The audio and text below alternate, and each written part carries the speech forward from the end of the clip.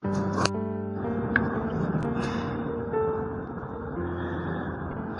عليكم ورحمة الله تعالى وبركاته.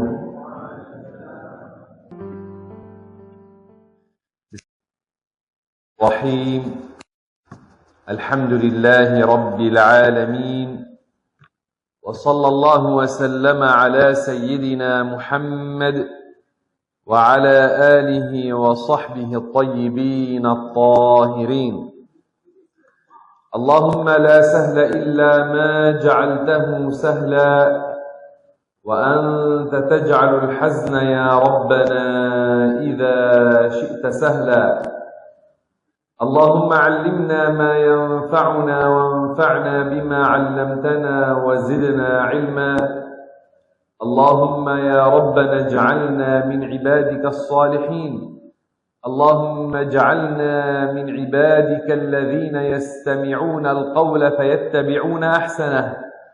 اللهم اغفر لنا وارحمنا يا كريم، ووفقنا لما تحب وترضى، وارزقنا يا ربنا الحج والعمرة والزيارة، وارزقنا رؤية النبي صلى الله عليه وسلم في المنام على صورته الأصلية.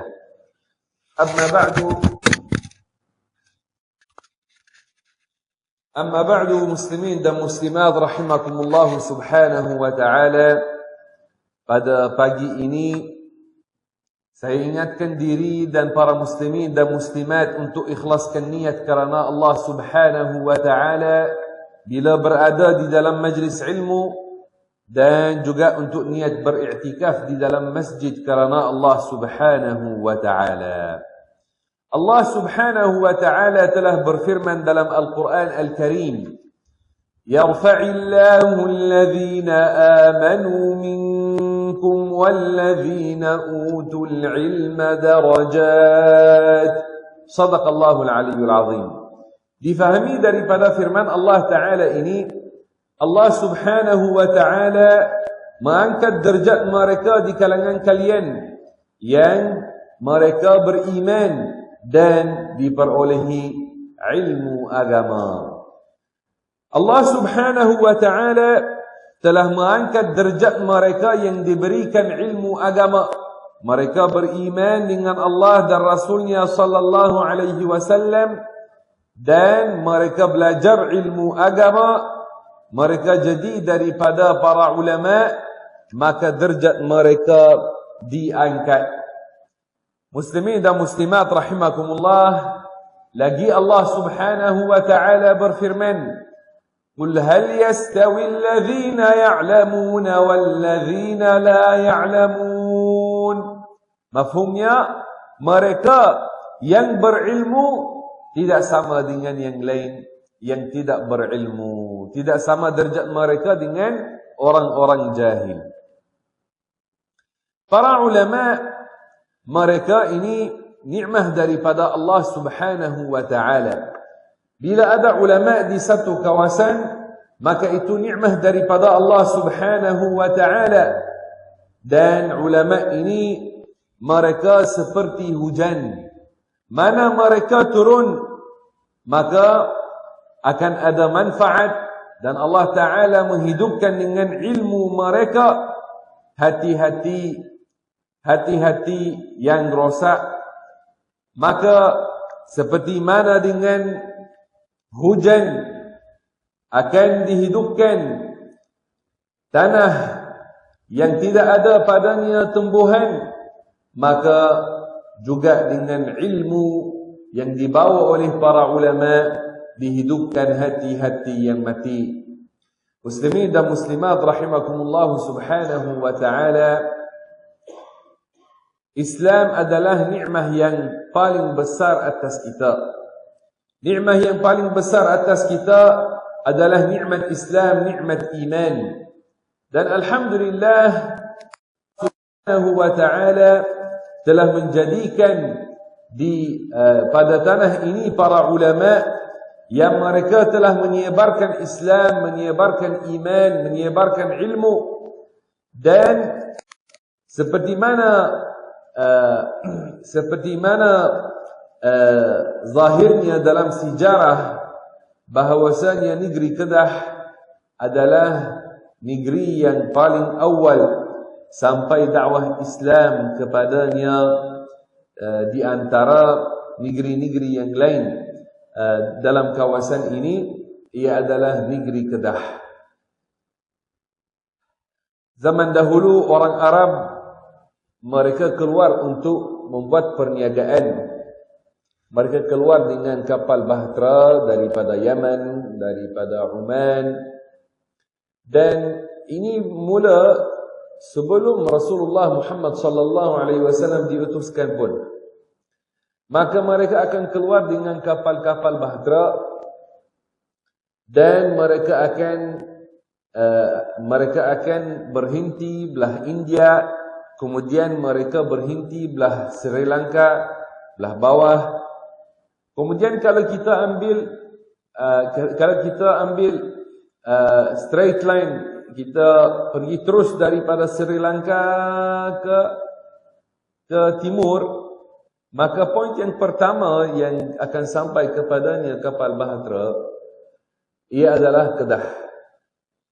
Maka kapal bahtera sama ada akan berhenti di Kedah atau di Aceh. Karena dahulunya sebelum ada kerajaan-kerajaan Islam di sini, dahulunya ada kerajaan Kedah.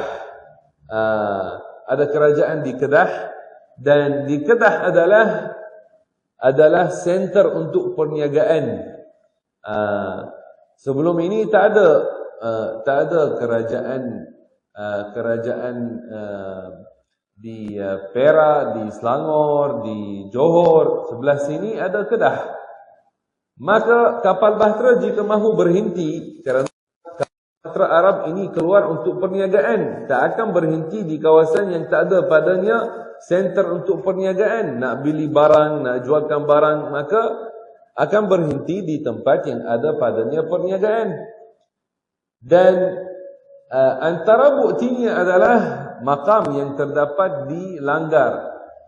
Di Langgar ada sebuah makam yang mana tarikh atas batu nisan ia adalah kurun yang ketiga Hijriyah. Yang ketiga Hijriyah. Masya Allah al-Azim. Dan ini adalah tarikh paling lama bagi para da'i yang beragama Islam yang terjumpa sampai sekarang. Maka orang-orang Islam dahulunya, orang Arab, mereka lalu di tempat ini dan mereka sebarkan dakwah dan membuat perniagaan. Islam tidak tersebar luas pada ketika itu, tetapi sudah sampai orang Islam pada waktu itu. Bahkan kalau di belah Indonesia telah disebut oleh Mufti Johor yang keempat, As-Sayyid Alawi bin Tahir Al-Haddad, dalam sebuah kitab yang dia menulis, dia kata kita pasti bahawasanya Islam sudah sampai ke Indonesia pada kurun yang pertama Hijriyah. Kurun yang pertama Hijriyah. Mungkin ada ramai orang mereka sangka bahawasanya Islam sampai ke tanah Melayu pada kurun yang ke-8 Hijriyah atau 7 Hijriyah. Tak, Islam sampai sebelum itu. Karena ramai orang mereka tengok kepada batu bersurat di Terengganu. Batu bersurat di Terengganu.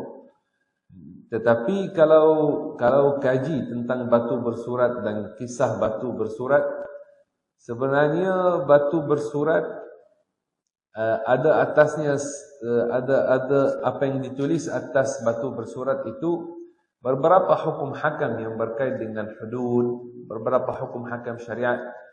Tapi tidak ditulis atasnya bila Islam sampai ke tanah Melayu, tidak disebut dalamnya. Dan batu itu ceritanya adalah ia terjumpa di sebuah sungai.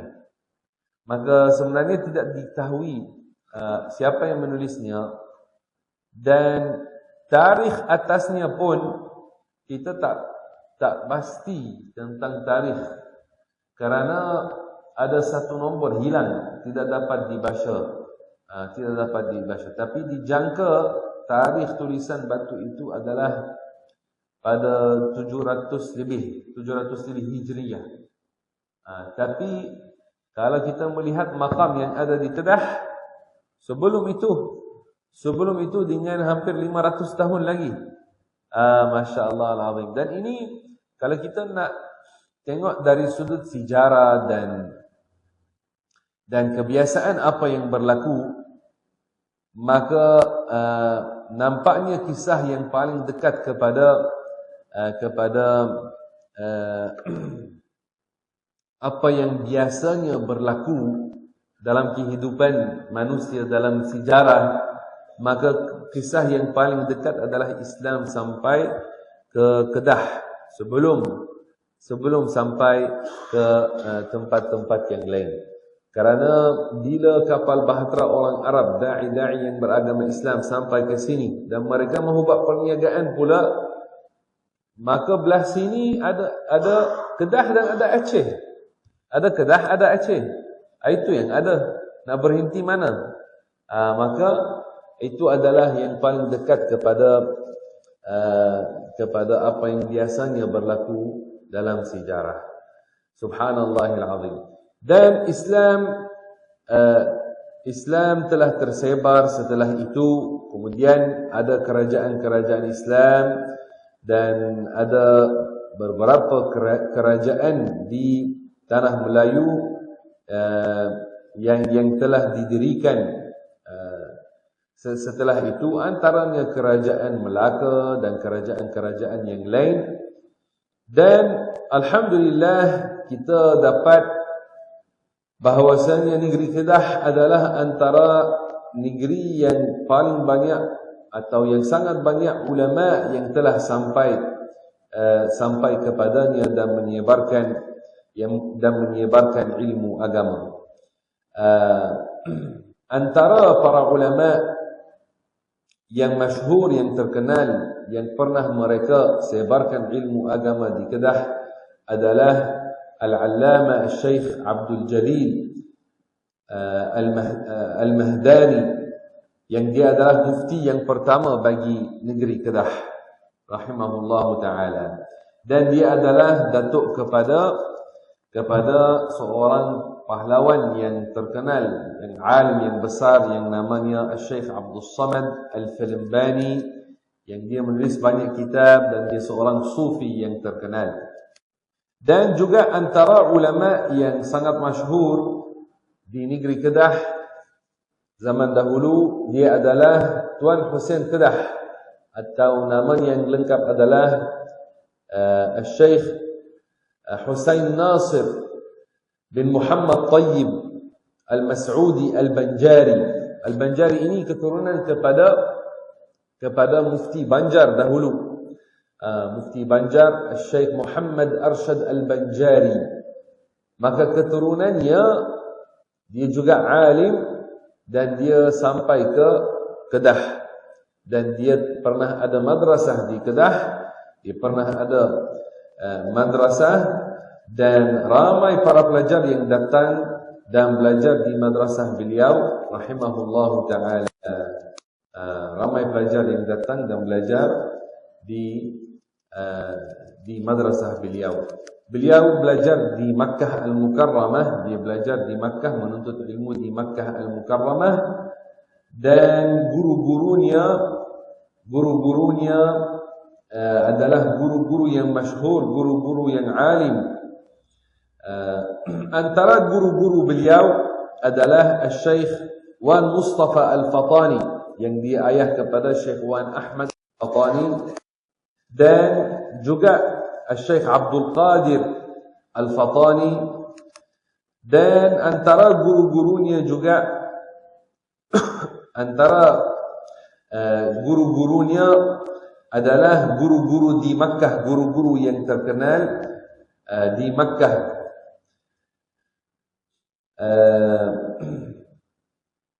Seperti Syekh As-Sayyid Ahmad Zaini Dahlan, yang dia mufti para Syafi'iyah di Makkah pada zaman itu.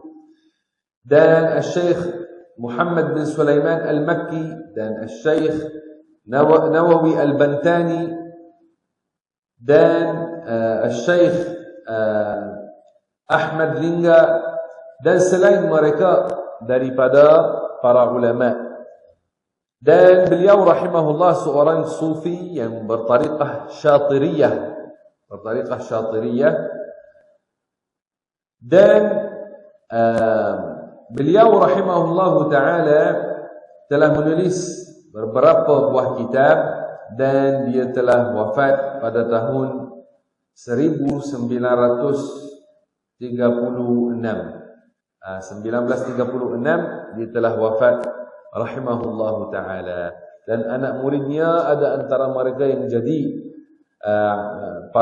daripada para ulama yang terkenal.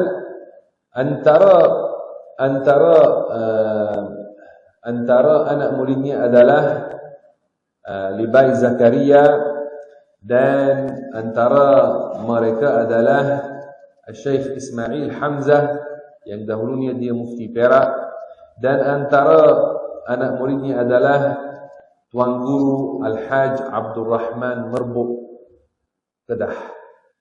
Yang mana Tuan Guru Syekh Abdul Rahman Merbuk dia antara para ulama yang terkenal daripada Merbuk rahimahullahu taala.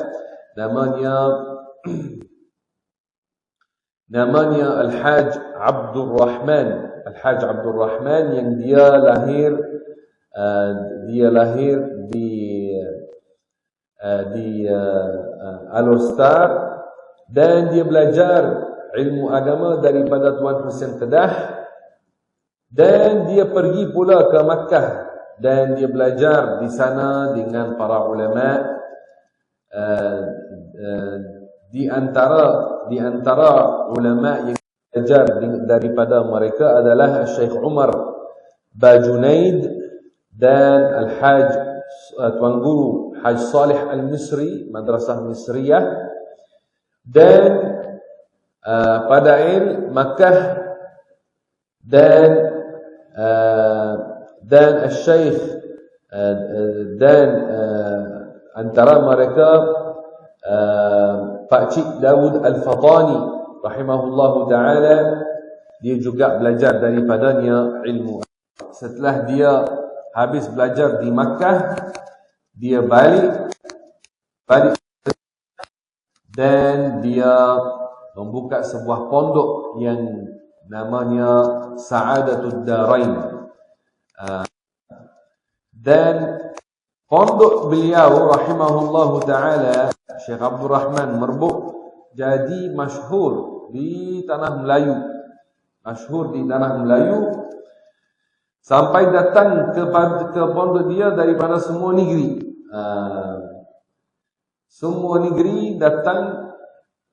Pelajar daripada semua negeri datang belajar di pondok beliau yang dia namakannya Pondok Sa'adat Ad-Darain. Kemudian Pondok Sa'adat Ad-Darain itu ia adalah pondok yang terkenal setelah itu dengan Maktab Mahmud Merbuk. Itu adalah Maktab Mahmud. Ya, bila kita sebut Maktab Mahmud di Malaysia, Maktab Mahmud itu dah terkenal dah. Itu antara keistimewaan Merbuk, antara yang paling terkenal tentang Merbuk ini adalah ilmu para ulama dan pondok yang ada di dalamnya. Alhamdulillah, kesempatan hari ini untuk kita bahaskan sedikit tentang ini, kerana zaman sekarang ada ramai orang mereka tentang sejarah kita, sejarah ulama kita di tanah ini. Generasi baru, khususnya ramai yang lahir setelah merdeka, mereka tidak tahu banyak tentang sejarah ulama kita. Kita dapat ramai pemuda-pemudi kalau ditanya kepada mereka, ini kamu dari Kedah, sebutlah nama 4-5 ulama zaman dahulu yang terkenal, yang menyebarkan Islam, menyebarkan dakwah. madrasah mereka, mereka tidak tahu. Tapi kalau tanya mereka, sebutlah 10 nama pemain bola sepak yang masyhur. Dia hafal ni. Ini bab ini dia pandai. Tapi kalau tanya tentang ulama, para pejuang yang menyebarkan ilmu, tidak tahu. Tapi yang sepak bola tahu. Dia tahu. Masya-Allah. Sampai dia tahu tentang pemain bola sepak yang international pun dia tahu. Tahu pun dia kapan pagi dia tahu. Dia follow up dia Instagram dia apa. Tapi tentang ulama, masya-Allah al-azim. Sebenarnya mengetahui tentang ulama kita, sejarah ulama kita, sejarah Islam di tanah Melayu, ini adalah satu tajuk yang sangat penting. Karena bila tahu perjuangan orang lama, maka ini memberi semangat untuk sambung perjuangan mereka. Tetapi bila generasi yang baru tidak tahu tentang perjuangan ini, maka kita akan dapat ramai daripada mereka lalai dan malas, dan mereka tidak tahu betapa besarnya jasa ramai daripada ulama kita zaman dahulu. Sebenarnya musuh-musuh Islam, antara tujuan mereka adalah menjauhkan generasi yang baru daripada sejarah, dan mereka musuh-musuh kita mahu generasi baru tidak tahu tentang perjuangan para ulama kita dan para pahlawan kita, kerana mereka mahu masukkan fahaman yang baru kepada generasi yang muda. Maka bila mereka mahu masukkan fahaman yang baru, jadi mereka mahukan generasi baru tidak ada bagi mereka rujukan. Tapi bila kita ajarkan mereka tentang ulama kita dan tentang perjuangan mereka, mereka tahu siapakah ulama di tanah air ini. Mereka akan tahu siapakah rujukan bagi mereka. Sebagai contoh, kita bagi satu contoh. Zaman sekarang ada macam-macam fahaman yang tersebar, Negara kita diserang oleh pelbagai ideologi. Maka kita dapat ada setengah daripada pemuda-pemudi, mereka terkesan dengan sebahagian fahaman yang tidak berselari dengan fahaman kita dan akidah ulama kita Ahlus Sunnah wal Jamaah. Dan kita dapat mereka ini tak tahu rujukan yang betul. Macam contohnya isu sambutan Maulidur Rasul pada Rabiul Awal. Okey? Bagi kita Ahlus Sunnah wal Jamaah, kita buat biasa, itu dah ulama kita, Syekh Abdul Rahman Merbu, Tuan Hussein Kedah, Tuan Guru Syekh Ahmad bin Tuan Hussein Kedah, dan selain mereka ulama besar ini sudah sebut dan sudah beramal dengan ini. Dan ini mereka pun ikut padanya para ulama yang besar pun. Maknanya ini bukan hanya di tanah Melayu, supaya orang tak sangka ini sambutan Maulidur Rasul hanya di tanah Melayu. Bukan. Orang Islam di seluruh dunia mereka buat sambutan Maulidur Rasul. Maka kita dapat ada setengah pemuda-pemudi terkesan dengan fahaman baru, dan bila mereka nak tahu hukum tentang sambutan Maulidur Rasul, mereka tidak cari melainkan dalam internet sahaja. Mereka type dalam Google. Kemudian Google ini keluar padanya macam-macam. Fahaman Syiah keluar, fahaman Wahabi keluar, fahaman Mu'tazilah keluar, fahaman Khawarij keluar. Maka ada di antara mereka, bila jumpa satu artikel atau satu video yang ia menjawabkan tentang isu ini, terus ambil tanpa membezakan Ini yang bercakap dalam video.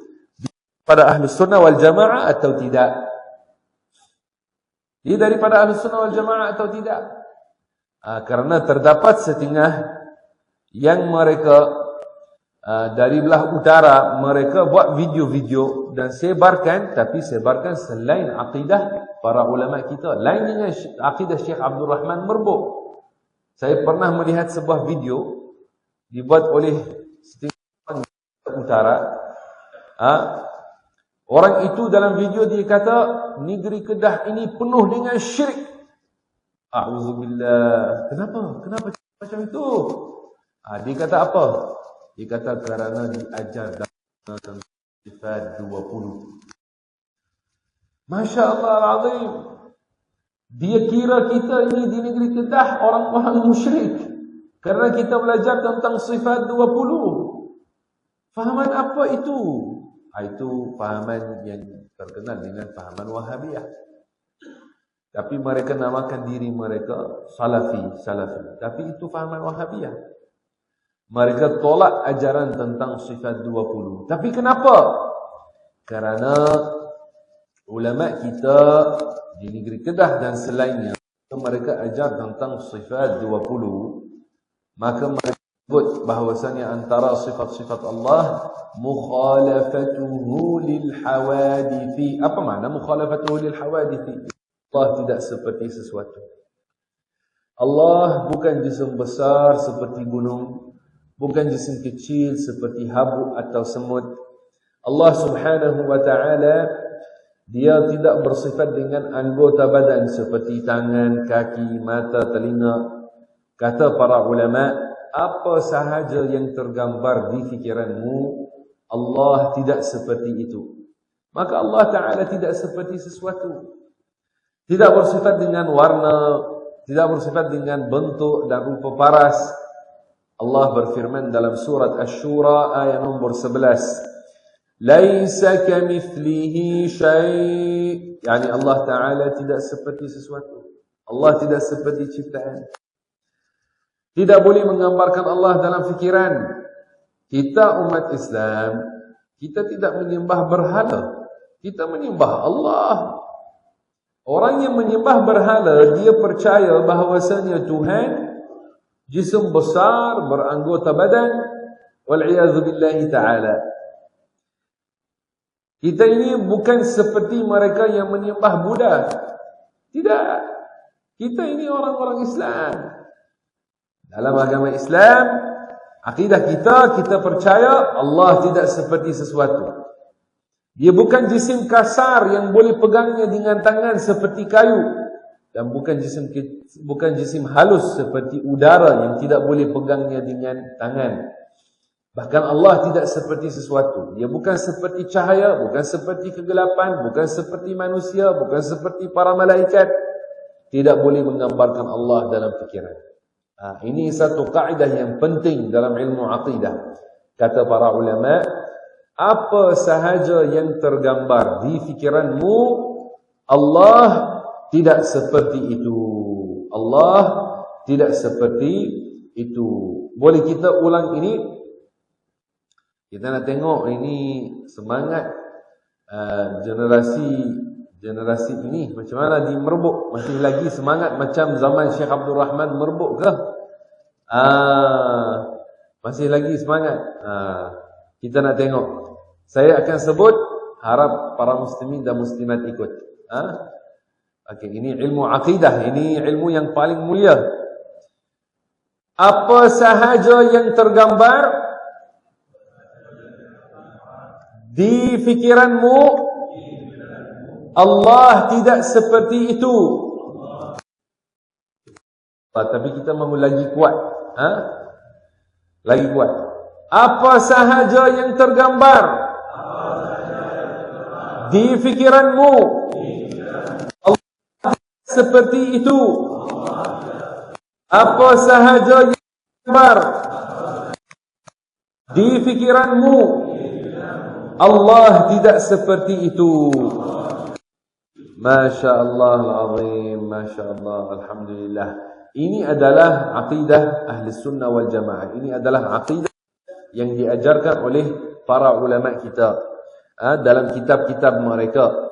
Dan mereka sebut seperti mana disebut oleh Tuan Hussein Kedah yang makamnya di Al-Ustaz rahimahullah, yang dia guru kepada Syekh Abdul Rahman Merbuk. Syekh Abdul Rahman Merbuk belajar daripada Tuan Hussein Kedah. Tuan Hussein menulis kitab berjudul Hidayatul Mutafakkirin. Dalam kitab ini dia syarah tentang sifat 20. Semua tuan guru kita syarah tentang sifat 20. Semua mereka di negeri Kedah syarah tentang sifat 20. Maka beliau sebut dalam kitab Hidayatul Mutafakkirin bahawasanya Allah Subhanahu wa taala yang dia tidak seperti sesuatu, dia bersifat dengan qiyamuhu bi nafsihi, yakni dia tidak berhajat kepada sesuatu. Maka dia tidak berhajat kepada manusia, tidak berhajat kepada tempat, tidak berhajat kepada langit, tidak berhajat kepada bumi. Dan dia kata bahawasanya Allah Ta'ala dia menciptakan tempat dan arah, maka dia tidak berhajat kepada tempat dan tidak berhajat kepada arah. Bahkan dia kata Allah Ta'ala ada tanpa tempat, tanpa arah. Dia kata dan tiada bertempat, yakni Allah Ta'ala ada tanpa tempat dan tanpa arah. Kita melihat ada sebahagian orang mereka kata ini golongan sesat, mereka kata Tuhan ada di atas, di dalam langit. Wal iyazu billahi ta'ala. Langit ciptaan Allah, Allah tidak berhajat kepadanya. Langit tempat tinggal para malaikat dan Allah tidak seperti para malaikat. Maka yang betul, yang benar kita kata Allah ada tanpa tempat. Allah ada tanpa tempat. Ini adalah akidah ulama kita. Boleh kita ulang ini, tapi kita mahu kali ini kita mahu semangat betul-betul, semangat betul-betul. Mungkin ada di sini antara graduan Maktab Mahmud zaman dahulu, mungkin. Masya-Allah ada dengan kita. Mungkin ada. Maka kita dengan semangat, saya sebut, harap semua ikut. Allah ada tanpa tempat. Allah ada tanpa tempat. Allah ada tanpa tempat. Masya Allah al-azim. Ini adalah aqidah para ulama kita. Ini adalah aqidah yang disebarkan oleh ulama Kedah zaman dahulu. Antara ulama yang sangat-sangat terkenal juga di negeri Kedah adalah Tuan Guru Syekh Al-Haj Wan Ibrahim bin Wan Abdul Qadir, atau terkenal dengan Pak Chuhim. Pak Chuhim rahimahullahu ta'ala, yang dia adalah adik kepada Tuan Guru Syekh Padain, dan rahimahullah telah membuat sebuah madrasah di Gajah Mati. Di Gajah Mati dia buat sebuah madrasah, dan sampai sekarang masih lagi madrasah itu ada di kampung Gajah Mati. Dan Pak Jan Izzuddin, Tuan Guru Syekh Izzuddin, dia adalah anaknya yang masih lagi hidup dan dia ada di madrasah itu.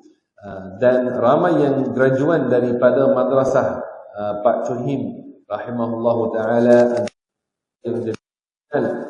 Antara yang madrasah adalah Syekh Abdul Qadir Al-Mandili yang menulis kitab Penawar Bagi Hati, dan antara mereka adalah Tuan Guru Mahmud Zuhdi, Pondok juga Tuan Guru Haj Salih Sik, kalau masih lagi ingat marhum Tuan Guru Syekh Salih Sik rahimahullah ta'ala. Dia pun belajar di Makkah. Dia anak murid kepada Syekh Yasin Al-Fadani rahimahullah. Alhamdulillah sempat berjumpa dengan dia, ambil ijazah daripada dia.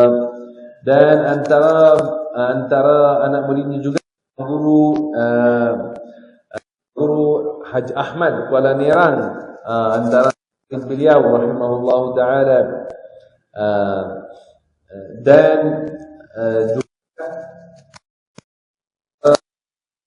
beliau Haji Haji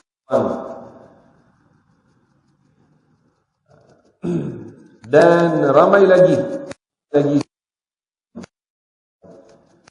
muslimin muslimat rahimahullah subhanahu wa ta'ala. Para ulama ini yang kita sebut nama-nama mereka, dan mungkin ada yang kali pertama dengar sebahagian nama ini kali pertama. Sebenarnya nama-nama ini jangan dilupakan. Mereka ini adalah para ulama. Mereka ini adalah yang menyebarkan ilmu di tanah ini. Jangan dilupakan jasa mereka. Jangan dilupakan jasa mereka. Dan yang tuhmah ulama kita dengan kufur dan syirik, ini kena berhati-hati daripada dia. Ini adalah fahaman teroris. Minggu lepas kita dapat ada berlaku di Johor, ada seorang teroris yang dia serang polis diraja kita, membunuh 2 orang Islam. Itu fahaman apa ni? Macam mana berani untuk nak serang balai polis kita, bunuh orang kita, bunuh polis kita? Macam mana? Kemudian di bawah dakwaan kononnya buat jihad, dan kononnya nak memperjuangkan ini, nak memperjuangkan apa ini? Dia buat apa ini? Itu bila. Tapi sedihnya lah kita melihat pemuda macam itu. Tapi apa sebabnya? Kerana sudah diracun dengan akidah-akidah yang macam-macam. Bila masuk akidah seperti itu, kita melihat ada setengah orang mereka sebarkan akidah yang padanya mengkafirkan ulama kita zaman dahulu, mengkafirkan para da'i zaman dahulu, mengkafirkan yang belajar tentang sifat 20, menghalalkan darah mereka di bawah dakwaan bahwasanya mereka ini sesat. Kemudian mereka kata kita nak hapuskan bid'ah. Apakah kononnya mereka nak hapuskan? Mereka nak hapuskan ajaran tentang sifat 20, mereka nak hapuskan sambutan Maulidur Rasul, tahlil, majlis tahlil, talqin, baca Yasin malam Jumaat, buat doa lepas solat. Kononnya mereka nak memperjuangkan hapuskan semua ini. Masya-Allah al-azim, masya-Allah al-azim. Tak nampak ke orang Yahudi buat apa di Gaza? Dah tinggalkan semua itu, datang nak serang kita orang Islam di sini di Malaysia. Masya-Allah al-azim. Itu bila ada setengah pemuda yang dah hilang, dia tak tahu siapakah rujukan yang betul. Dia kira ulama sebagai orang-orang musyrik dan mengambil orang-orang sesat sebagai rujukan kepada dia. Karena ini sangat penting. Anak-anak kita sebut kepada mereka, siapakah Syekh Abdul Rahman Merbuk, bagi dia tahu. Kalau kita tak sebut bagi mereka, dikhawatiri nanti berjumpa dengan orang sesat. Dia orang sesat kata kepada dia, Syekh Abdul Rahman Merbuk ini orang kafir, mengajar kekufuran, mengajar syirik. Wal'iyazu billahi ta'ala. Masya Allah. Memang ada macam itu, memang ada. Ini kes yang berlaku pada minggu lepas. Ini Masya Allah, sangat bahaya, sangat bahaya. Biasanya itu yang membawa fahaman Wahabi. Mereka macam itu. Mereka nampak kepada kita ini, mereka kira kita ini orang-orang musyrik, orang-orang yang kafir. Wal'iyazu billahi ta'ala. Jika kita baca qasidah, Ya Rabbi bil Mustafa balligh maqasidana waghfir lana ma madha ya wasi'al karami. Buat ini mereka kata apa? Mereka kata ini ada tawassul, ini syirik. Hatta kalau kita baca qasidah, mereka mengkafirkan kita. Masya Allah al-azim. Jadi apakah cara kita nak buat apa? Sebenarnya fikrah ini, atau golongan ini, mereka bukan baru, bukan semalam mereka muncul, bukan minggu lepas mereka muncul, tak, sebelum. Mereka ini cuba masuk ke tanah air kita sebelum merdeka. Sebelum merdeka mereka cuba masuk. Tetapi ulama kita, masya-Allah, singa-singa Ahlus Sunnah wal Jamaah, para ulama kita, mereka mengatakan dulunya, sebelum merdeka, Tuan Guru Syekh Abdullah Fahim, kepala batas, rahimahullah, pada zamannya sebelum merdeka, pergerakan ini yang dinamakan kaum muda, yang kita sekarang mereka terkenal dengan Wahabiyah, tapi dahulu ulama panggil mereka dengan kaum muda. Maka mereka cuba masuk daripada Penang, cuba untuk sebarkan fahaman mereka di Penang.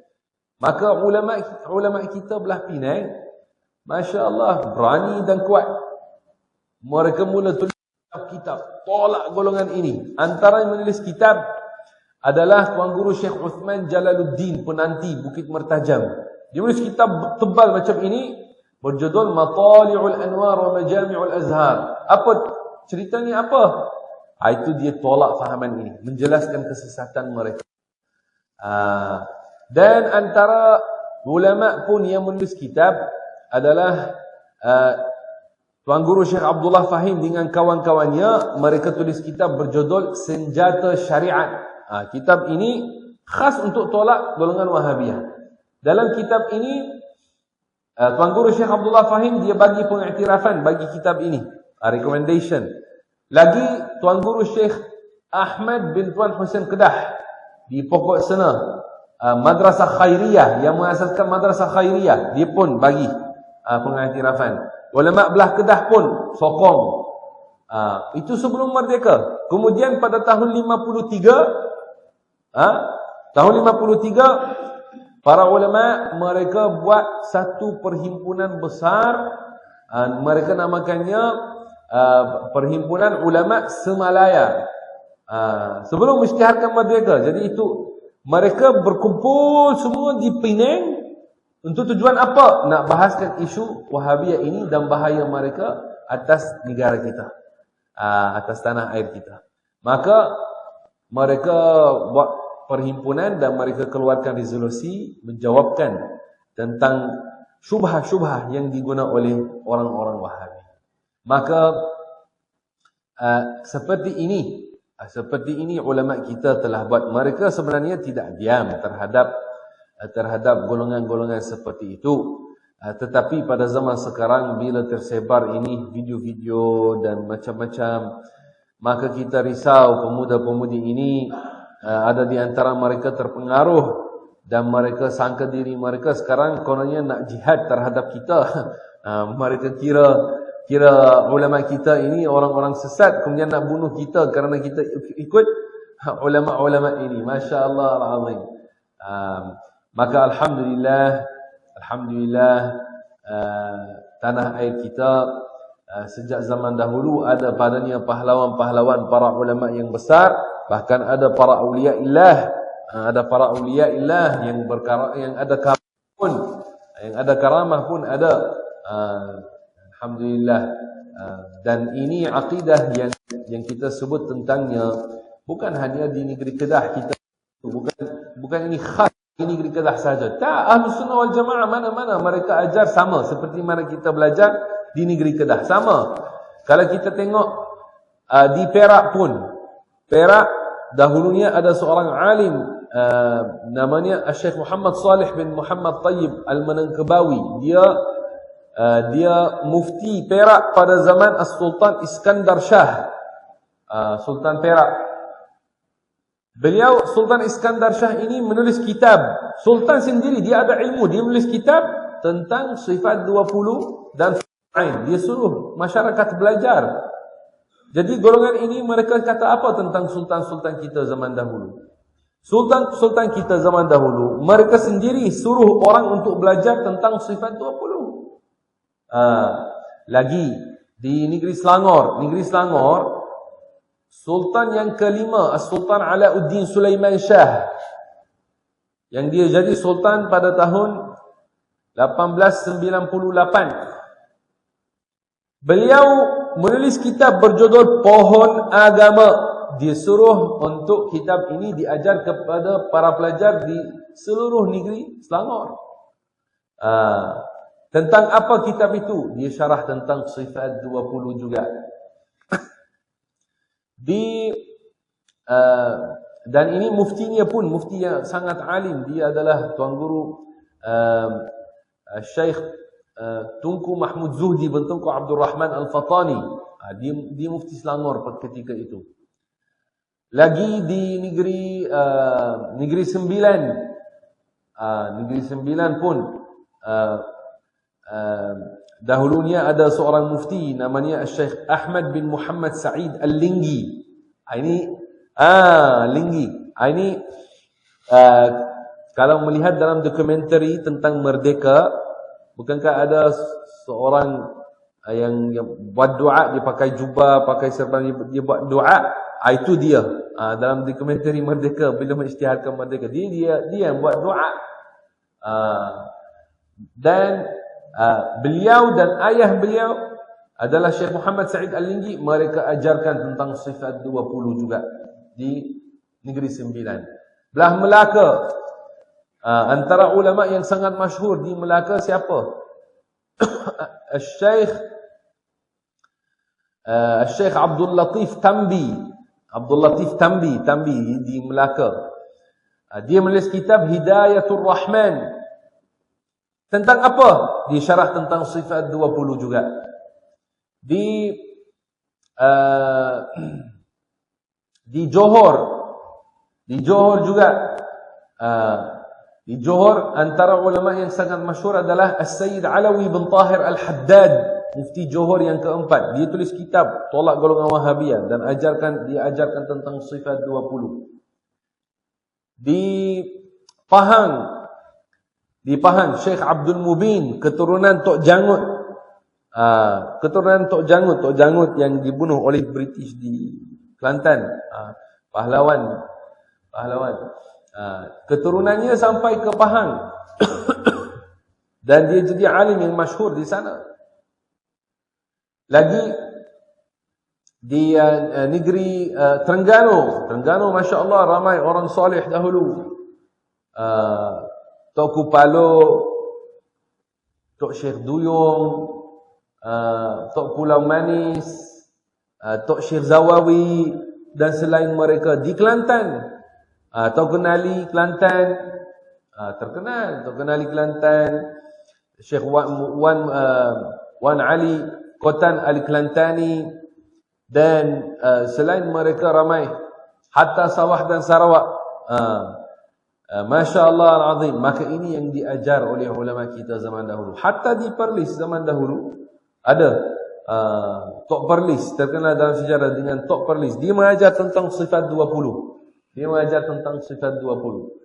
Maka muslimin dan muslimat rahimakumullah subhanahu wa ta'ala, kita sebut ini, alhamdulillah pada pagi ini kita dapat kesempatan untuk kita ingat bersama jasa dan perjuangan ulama kita, orang-orang yang mulia ini, yang mereka ini seperti hujan yang mana mereka turun, maka itu adalah barakah bagi tempat yang mereka turun padanya.